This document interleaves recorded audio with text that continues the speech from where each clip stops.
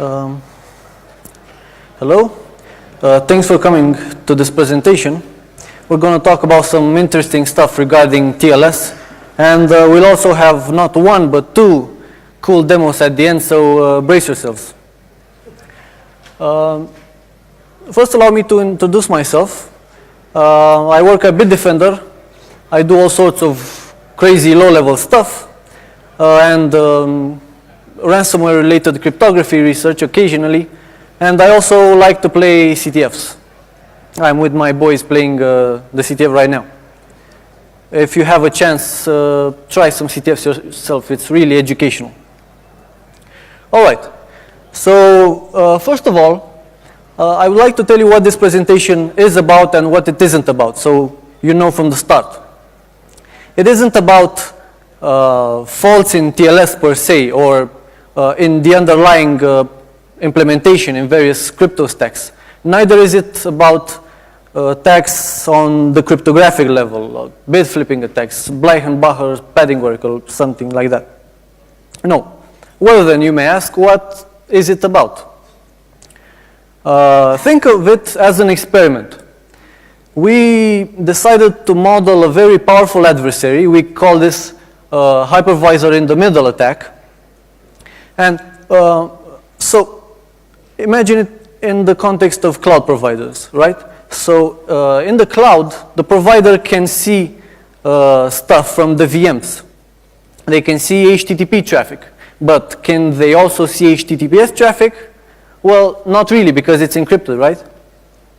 And we wanted to see how far they would have to go, how intrusive do they have to be to decrypt your HTTPS traffic as well.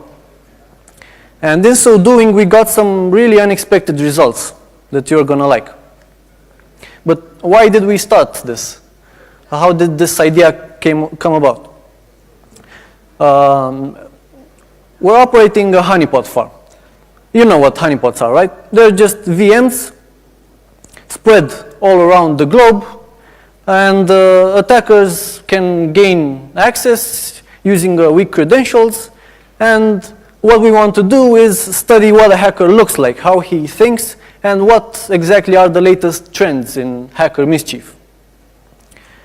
So we set these root credentials very weak, but then how are we going to see what happens behind the scenes on that VM? Because lots of attackers just try and see if anything is modified in the VM. So we wanted to see what traffic they do. HTTP is okay. HTTP you can see from the hypervisor. But HTTPS is used nowadays. Why? Because all hackers have access to Let's Encrypt, right? The second use case is malvertising. So it's a bit opposite. You want to script some browsers and make them scour the internet through all the shady corners in the hopes that you get infected. This is exactly the opposite of what a normal user would do. But that's not our target. Our target is to obtain samples. However, most of the times, these infection samples come in stages.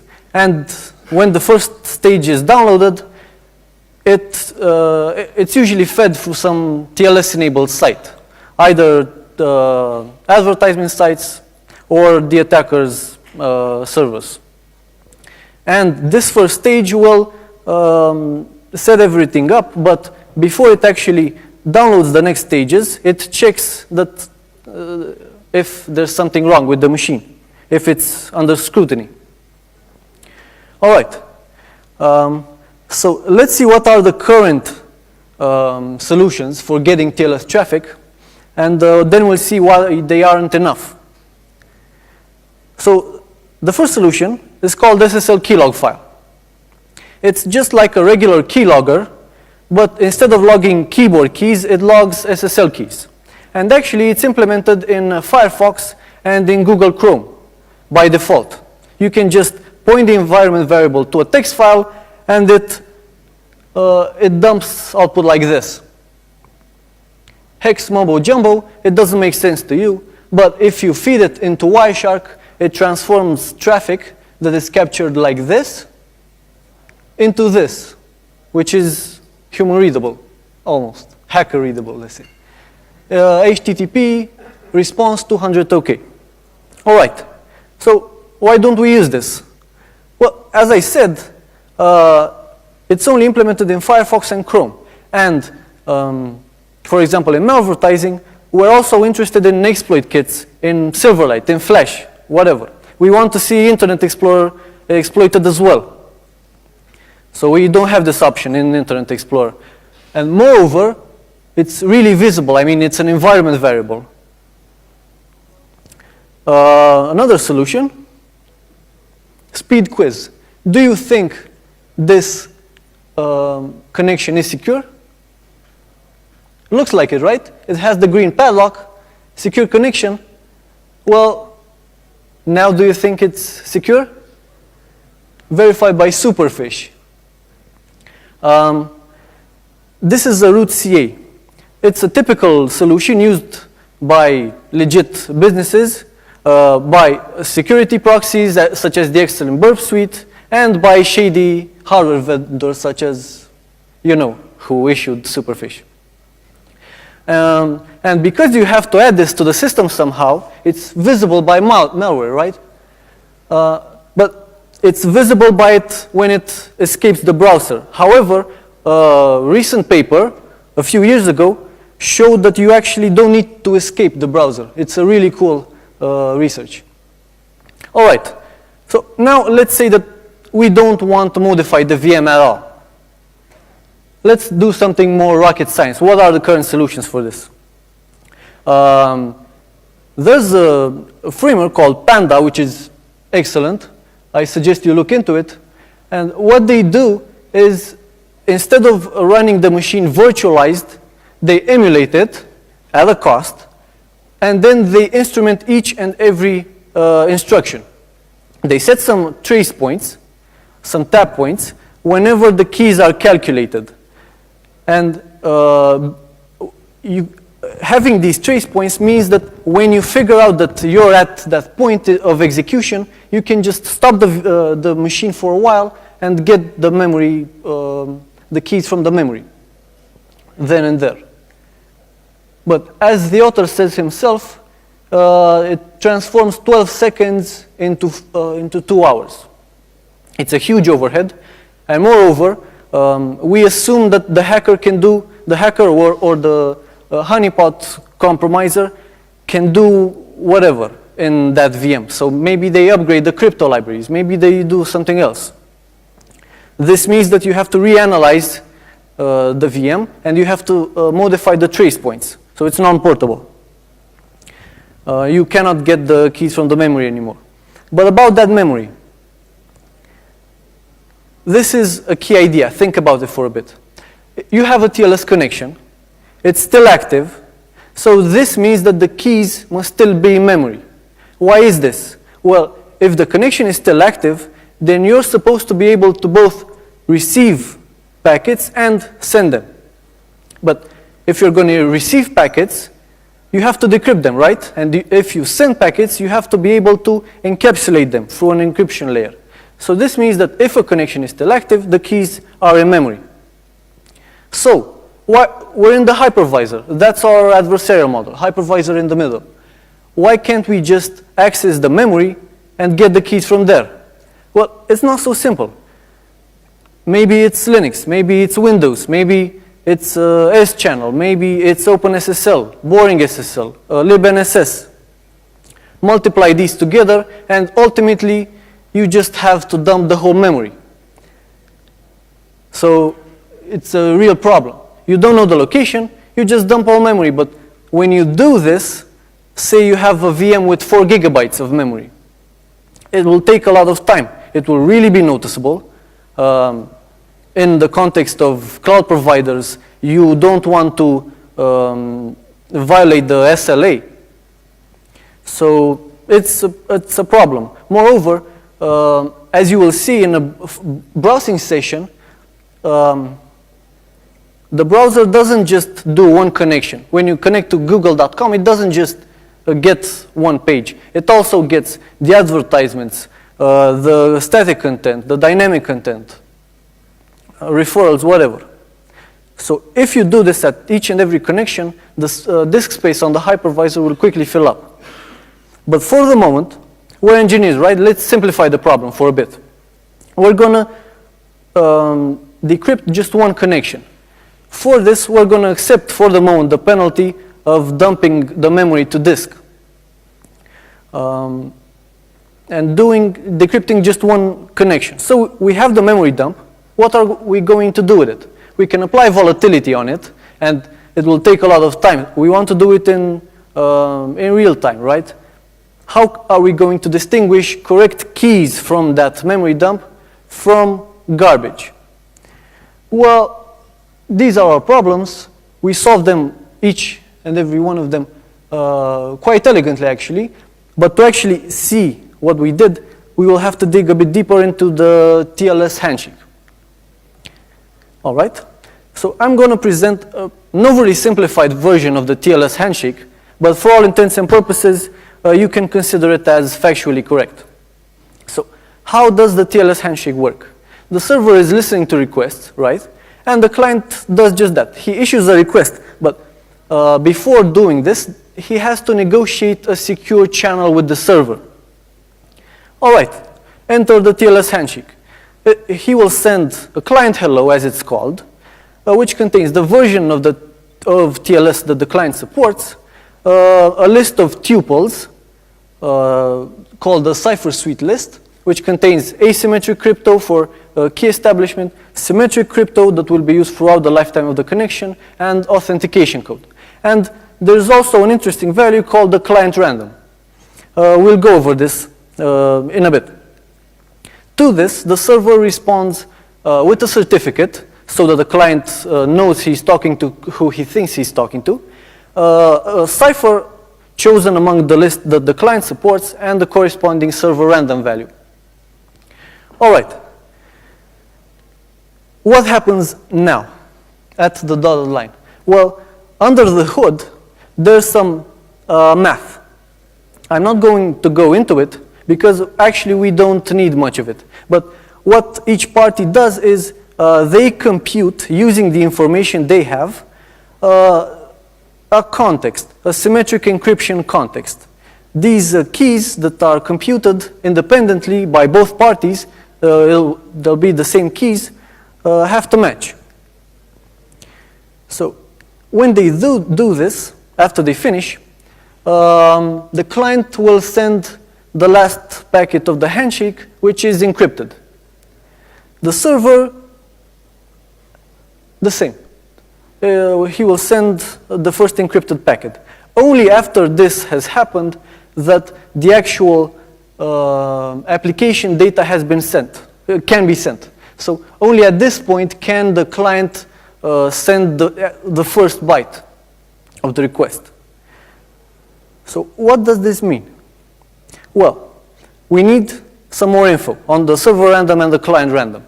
The standard says that you need both values to be able to compute the keys, right? So we said that both parties will compute the keys on their own, but they need information from the other party.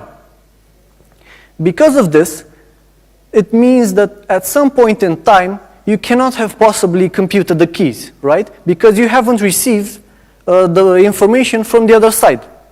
And let's see this. From the client's perspective.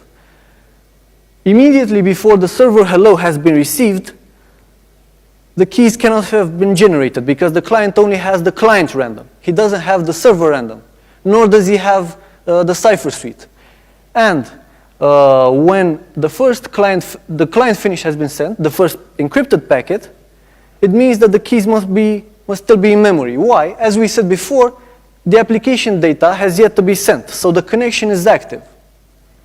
All right, this means that we don't need to dump all the memory.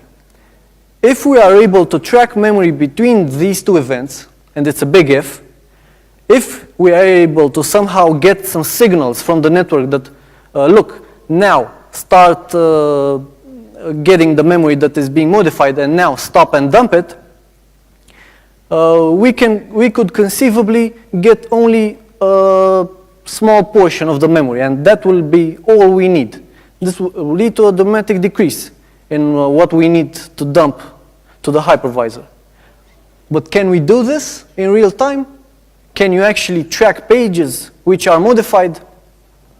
Well, yes, you can. Think about virtual machine live migration. So you have a machine in a data center in London and in a data center in Amsterdam, and you want to move it because of, I don't know, it's better speed, better bandwidth, whatever. What you do is the following. We will consider the Zen hypervisor. It has a mechanism called log dirty, which is exactly what we need. It logs dirty pages, dirty/modified pages. What you do is you issue this mechanism, and all the memory gets flushed on the network to the Amsterdam data center.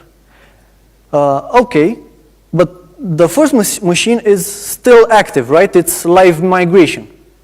So when this transfer finishes, the machine in Amsterdam will have an inconsistent view of the physical memory of the machine in London. So you need to do this iteration again, only with the pages that have been modified. And this log dirty mechanism helps you just with that. At first you send 4 gigabytes, as we said, but at the next iteration, to have a consistent state, you only need to send, let's say, 100 megabytes. And in the next iteration, 50 megabytes, 10 megabytes. This inconsistency will drop and drop until you reach a certain threshold. So then you just stop the VM and start it in Amsterdam. This is how it works, and if you think about it for a bit, this is exactly what we need. Between 2 timestamps, you can track the memory that has been modified. All right, but is this only for Zen? Well, no. Most modern hypervisors support this in some way, either through write-protecting pages, write-protecting whole page tables, or something really curious. Recently, there's even a processor extension from Intel called page modification logging, which does just what we need. It's really convenient for TLS decryption somehow. Okay, so let's do a brief recap. So you live in the hypervisor, right? You have access to the traffic, and what you're going to do is set some dumb IP tables rules. Why? Because the TLS handshake is plain text. Well, not plain text, let's call it plain hex. It's dissectable by Wireshark. So when you see that a server hello is coming from outside and it's about to enter the guest VM, you stop it in transit, you start this log dirty mechanism, and then you let the packet go through. Correspondingly, when the client, when you see that the packet is exiting the VM and it's about to go on the network, you stop the VM, you stop the packet, you issue the log dirty mechanism to get the pages that have been modified, you still keep the packet in transit for a bit so that you don't stop the VM, and you dump all the memory pages on the hypervisor that have been modified. And then you just let the packet continue its course. And this is only this you have to do at a TLS connection. The result will be a micro memory dump, as we call it, really small, not 4 gigabytes, as you'll see, but this can be processed offline anytime. So you have the traffic from the hypervisor, and if you combine it with this, you get the keys. We'll see how. But the important thing here is that you can do this either 1 minute after the connection has started, 1 month, 1 year, whenever you want. So you can have history. Right. Some numbers. On a Linux VM, the memory dumps are about a couple of megabytes for a connection, which is a bit different from 4 gigabytes, right? On a Windows, because of bloat, and for bloat I mean graphics interface, of course, you have a couple of tens of megabytes memory dump. But what we're most interested in is if it's noticeable. If the hypervisor does this to a VM, if it's noticeable. And through some tricks that you can see in the paper, we managed to get it down to 0.5 milliseconds tops, but usually it's 0.05 milliseconds. And this is on a hardware that doesn't even have page modification logging. And the actual page dump time is a couple of milliseconds, and as we said, this is included in when you keep the packet in transit. So you don't even need to pause the VM. You pause it only when you issue or reset the log dirty mechanism. All right, revisiting our problems, we don't have to dump 4 gigabytes anymore. We still have multiple connections, but space won't fill up as quickly, right? But there's still the second problem. So we have the micro memory dump. What are we going to do with it? We have to process it somehow. And this is what we're going to do next. Apparently, you have the key format. You have various perimeters for the cipher suite. Assuming, so let's simplify the problem a bit again. We're going to assume that the encryption keys are in memory. So we're going to try all substrings, for example, AES-256, we're going to try all 32-byte consecutive strings. How are we going to know when we arrived at the correct key? We have the traffic from the network. We're going to try and decrypt it using the cipher suite, but we don't know what's behind the decryption. What are we going to do? We're going to revisit the TLS handshake again. We said that just before the TLS handshake finishes, we're going to use,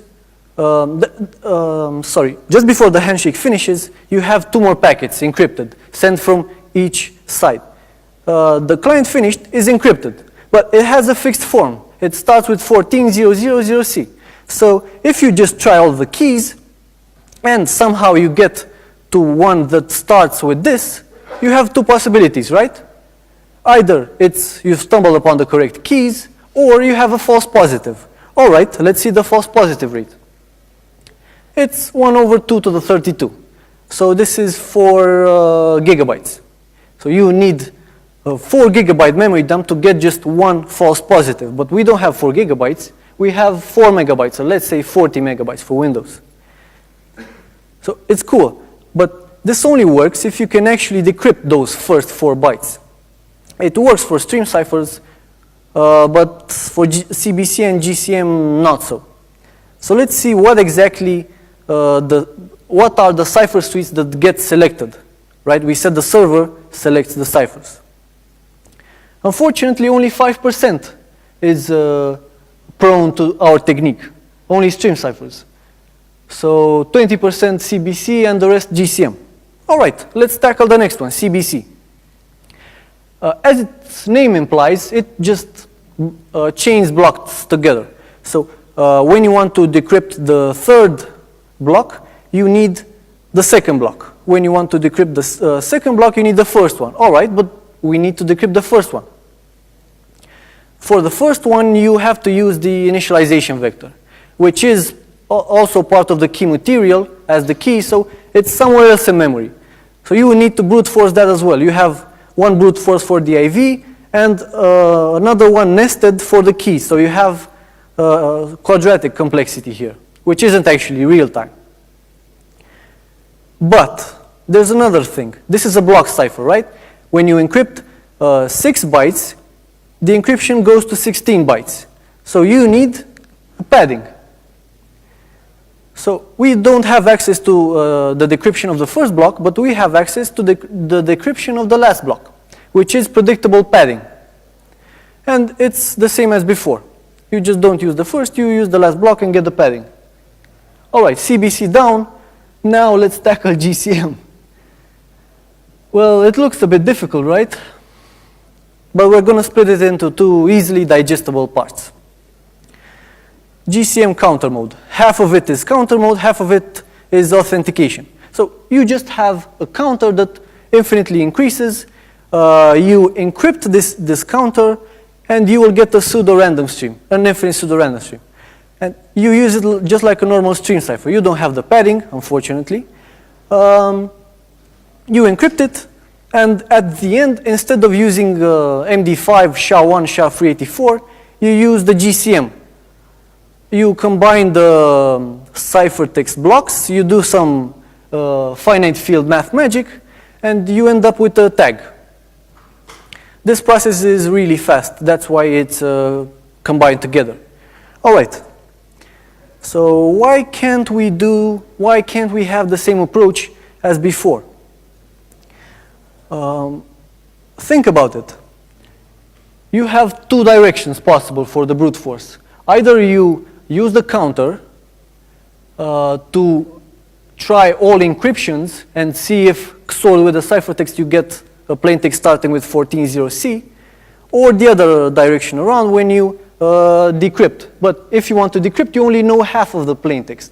So you will have quadratic complexity again. And the counter is actually half random from the key material, half predictable.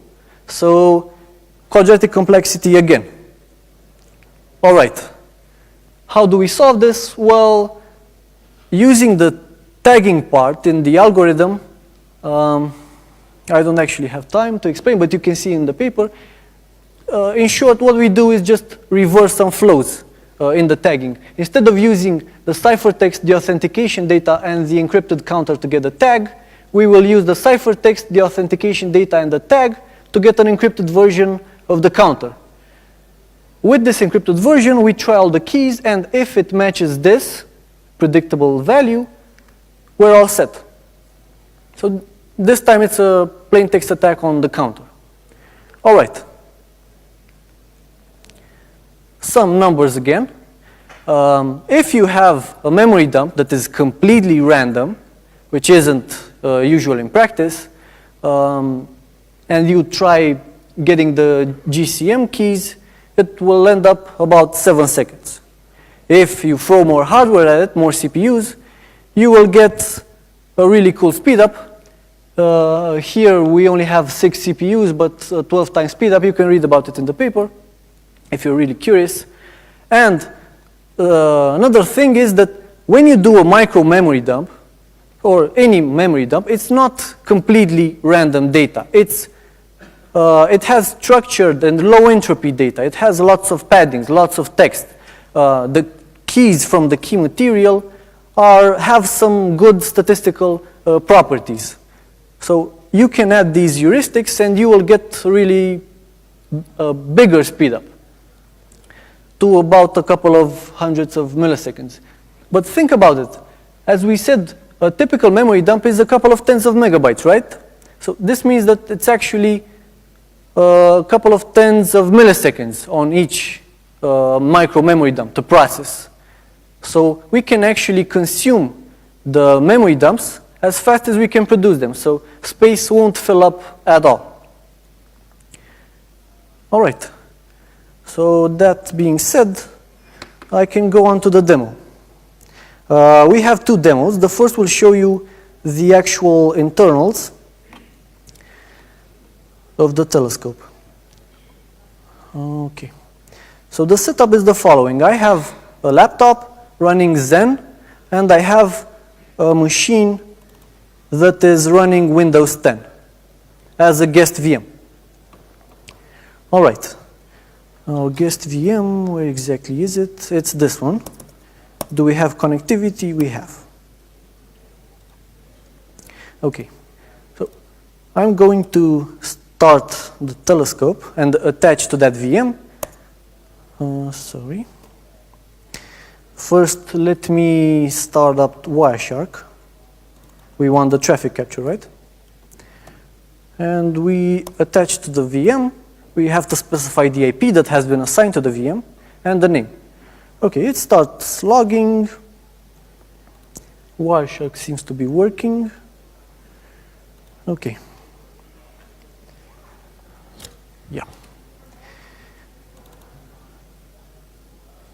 So what we do is a regular browsing session.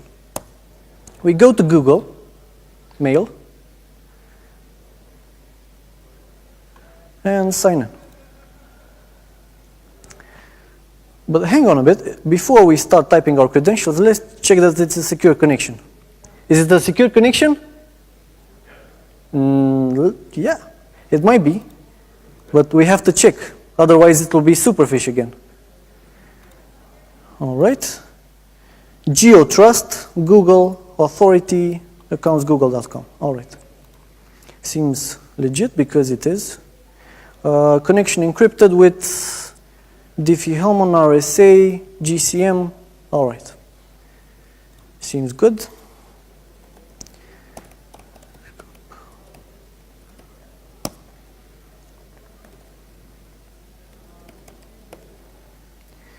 Don't stay signed in. Okay.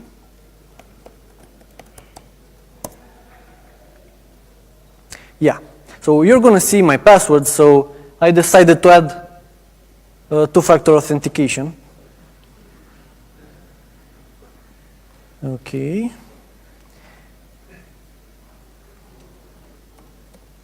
Three, 5, 8. Yep. And with the demo God's willing. All right. We logged in with our top secret docs here. Gonna stop Wireshark and save the capture just to be safe, to be on the safe side. Okay. So what we have here, almost unseeable. This is worse.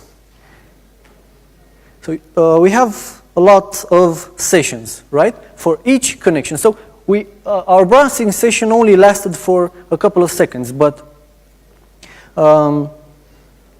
you see here a lot of connections, right? As I said, because of static traffic, static content, advertisements, whatever. Okay. How big are they? 200 megs. And there are about 30 connections, I think. So let's process them. I have a quick script that just iterates over the directories and processes them. Boom, done. Let's try it again. And see how much time it takes. 1.5 seconds for 30 memory dumps. All right. We have the Wireshark traffic. I'm going to filter just on the hello, so you see all the connections here. All right. So actually, if you just look in Wireshark and you don't plug in any keys, what do you see? You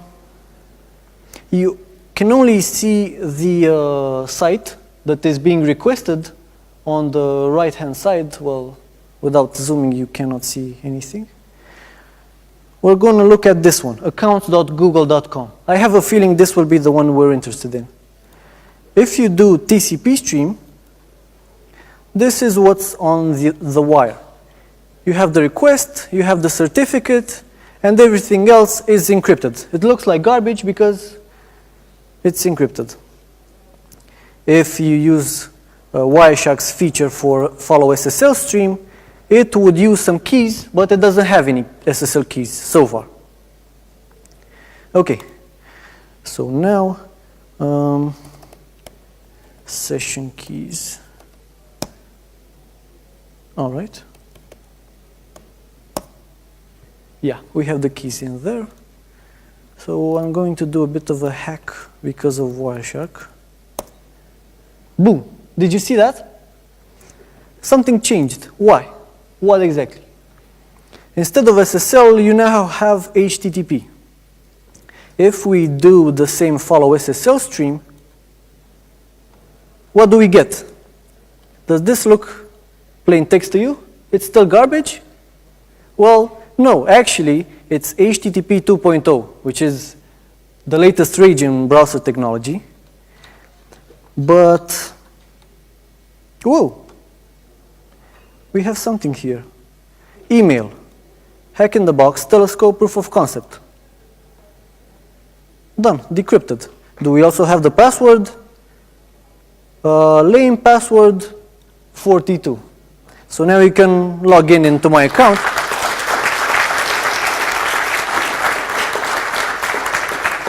But actually you can log in, right? Because you don't have my two-factor authentication key.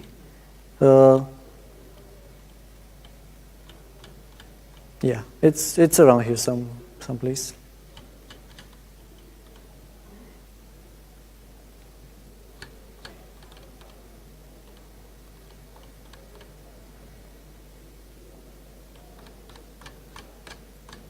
Anyway, you can just get my cookie, so you're all set. Okay, so now what we have is TCP on top of SSL on top of HTTP2. So everything is decrypted. You have this capture file, and you have the keys. You're all set. You can decrypt this at any moment in time. And did you actually see any overhead? Did you see any slowdown? No. This can be done by the cloud provider whenever they want. All right. So I can close this. And the capture. And this one. And OK. But so let me show you something else. When we did this, let's see how much time was the machine actually paused. So update the timestamp of dirty pages, so paused VM, 0.043 milliseconds. 0.048 milliseconds, as we said. And the page dump time, a couple of milliseconds. So it's really unnoticeable and pretty scary, actually. All right. Now, I said I have another demo. This one is to put everything in context, right? So what I showed you before, it's just command line stuff. You have to do it by hand. But as I said, we have some honeypots. And we want to see what the hackers look like, what the hackers do on our machines. So we integrated the TeLeScope along with another instrumentation framework that we have, and we're going to see what we see. But we need a hacker, so we want to see what a hacker looks like. Do you know the stereotypical portrait version of a hacker? If you find it, if you search for it on Google, apparently there's some sort of pattern. You cannot be a hacker without a hoodie, so I'm going to transform into a hacker. And let's do this.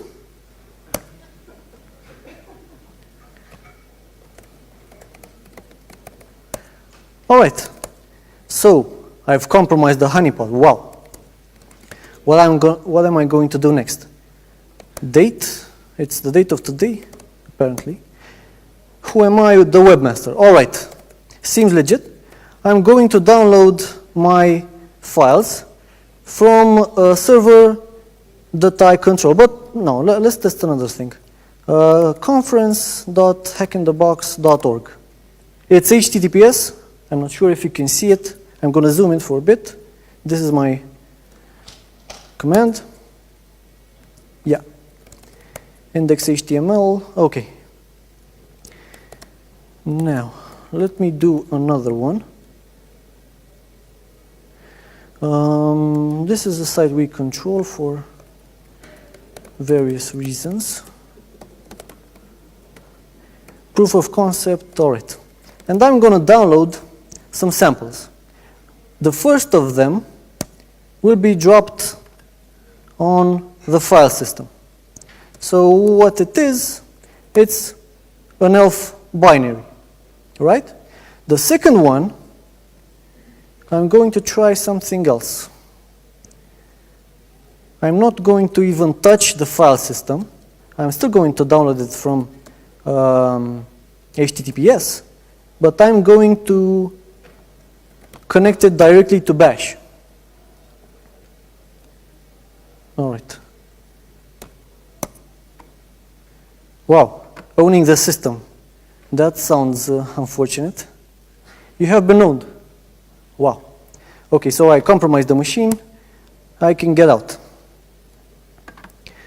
Cool. So hacker mode off. Let's see what we see from the hypervisor. So you can picture us as the cloud provider for hackers.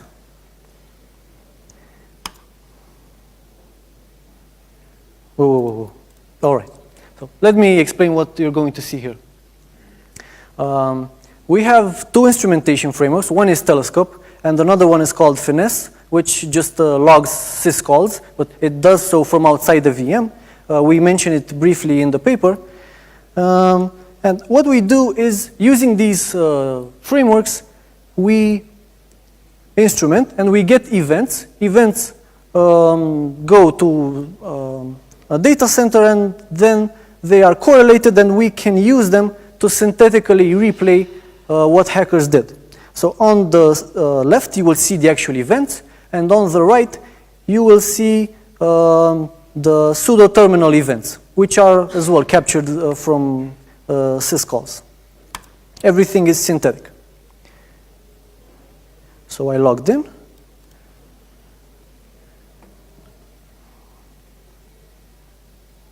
Slow typing skills.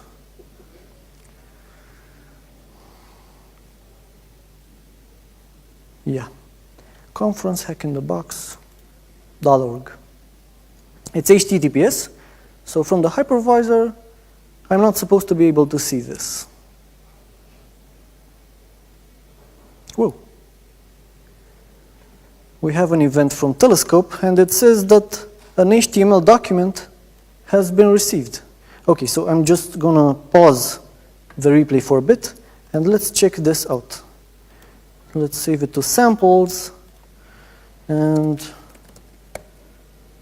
in samples, boom, HTML, hack in the box, security conference. So this was HTTPS, all right. Let's carry on. We're mostly interested in the actual samples, right? That's what the honeypots are actually for. Whoa, this one is red. I wonder why. Because VirusTotal flagged it as with detection ratio of 39 out of 56. Engines detected it as virus. So let me reiterate this. Sorry, it's HTTPS, right? So from the hypervisor, you're only supposed to see TCP, but with the TeLeScope incorporated, you can see this, and well, it's real time. Okay, and the second one, the sample 2. It never touched the file system, so what did it actually do? You have been owned. I don't think so. 857, this is the script that got transferred from 443 HTTPS. What's hash 857? Boom. Owning the system, just slept for a bit. It's a bit lazy. You have been owned, but not really. We're the good guys, right? Yep. So this is how it looks like. This one was the virus. Yeah. So that's how it looks like from our dashboard. This concludes my second demo. And the thing is, this isn't actually limited to TLS. Because it piggybacks on top of asymmetric crypto, it works with anything that negotiates keys in some formal manner. You can use this with VPN, you can use this with SSH, and even Tor, as long as it's in the guest VM and you have access to the hypervisor. Which is pretty neat, right? It makes you think whether this has happened to you or not. If it has happened, you probably haven't noticed. it. And if it's happening now, maybe, I don't know. I'm not sure whether you're going to be able to notice 0.01 milliseconds or not. In conclusion, you saw the proof of concept, you saw how it works, you saw how it can be integrated in something bigger, and the key takeaway here is that if you're not in complete control of your bare metal, then all bets are off, basically. It's pretty scary. Questions, please.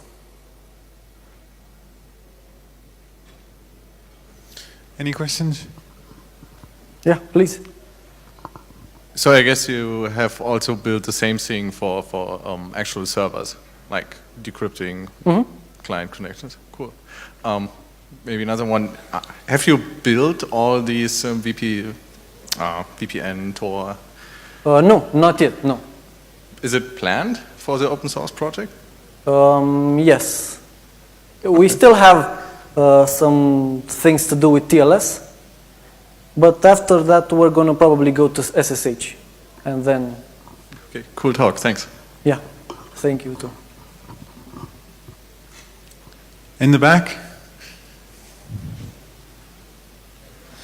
Well, in order for this to work, you need to have an hypervisor or a mechanism that allows you to log dirty pages. Have you tried this within an operating system, so without any hypervisor? And how is the response? Of course, you have Can you be a bit louder? Yep. I will try again. So the basic technique requires an hypervisor for you to log dirty pages. Have you tried these techniques within an OS, such as using the page handling and other techniques, and how fast is that? Okay, so you're thinking of a setup that doesn't involve virtualization at all. Exactly. It can work, of course, but if you're already in the OS, why don't you just get the keys from there? No, definitely yes. I mean, I was interested in the speed of the technique, basically. If you do it from the OS, it will certainly be slower. Okay. Well, thank you. Yeah, thank you too.